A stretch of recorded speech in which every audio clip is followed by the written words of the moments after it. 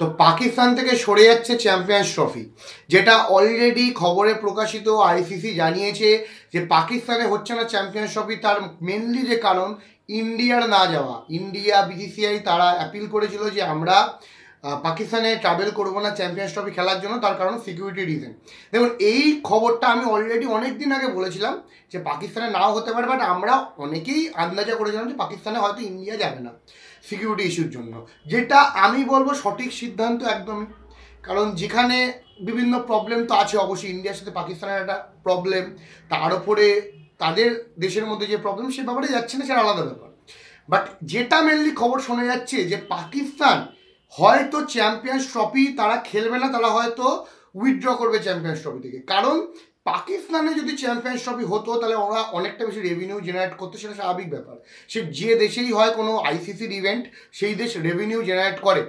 পাকিস্তানেরও কাছে সুযোগ ছিল, বাট যেহেতু পাকিস্তানের চ্যাম্পিয়ন্স ট্রফি হবে না, তাই পাকিস্তানের তরফ থেকে জানানো হচ্ছে তারাও চ্যাম্পিয়ন্স ট্রফি খেলবে না।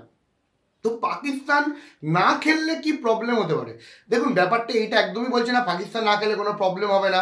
চ্যাম্পিয়ন্স ট্রফি এমনি একটা ছোট ফরম্যাট, এটা ওয়ার্ল্ড কাপের মতন সব দেশ খেলে না, টপ 8টা টিমই খেলে, 8টা টিমের মধ্যেই চ্যাম্পিয়ন্স ট্রফি হয়। তো সেক্ষেত্রে যেটা মেনলি বলা, যদি পাকিস্তান না খেলে সেক্ষেত্রে প্রবলেম তো হবে।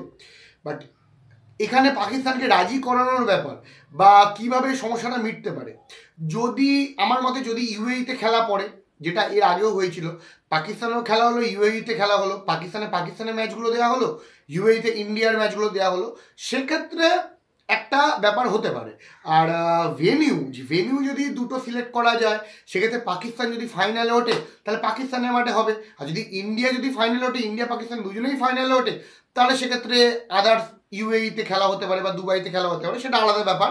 বাট মেনলি যে ব্যাপারটা শোনা যাচ্ছে যে পাকিস্তানে চ্যাম্পিয়ন্স ট্রফি হচ্ছে না, এবং পাকিস্তানও কিন্তু তারা উইথড্র করছে তারা চ্যাম্পিয়ন্স ট্রফি থেকে।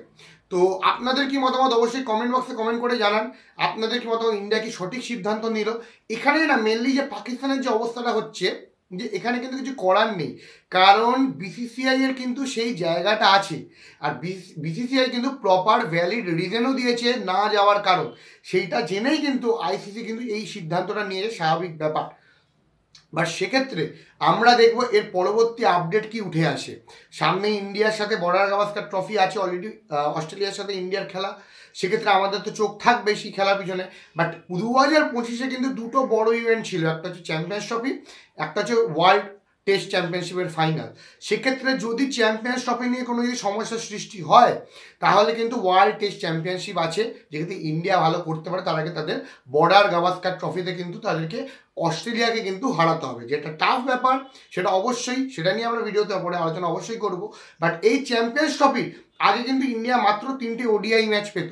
সেক্ষেত্রে ইন্ডিয়ার ক্ষেত্রে কতটা বেনিফিট হবে যদি পাকিস্তান থেকে চ্যাম্পিয়ন্স ট্রফি সরে যায় বা চ্যাম্পিয়ন্স ট্রফি না হয়? আমরা অ্যাজ আ ক্রিকেট ফ্যান একটা ইভেন্ট মিস করবো। চ্যাম্পিয়ন্স ট্রফি কিন্তু অনেক বড় একটা ইভেন্ট যদি ক্রিকেটের নিরিখে দেখা হয়, 3টে মেজর ট্রফির মধ্যে চ্যাম্পিয়ন্স ট্রফিও আছে। সেক্ষেত্রে দেখা যাক এর পরবর্তী আপডেট কী আসে।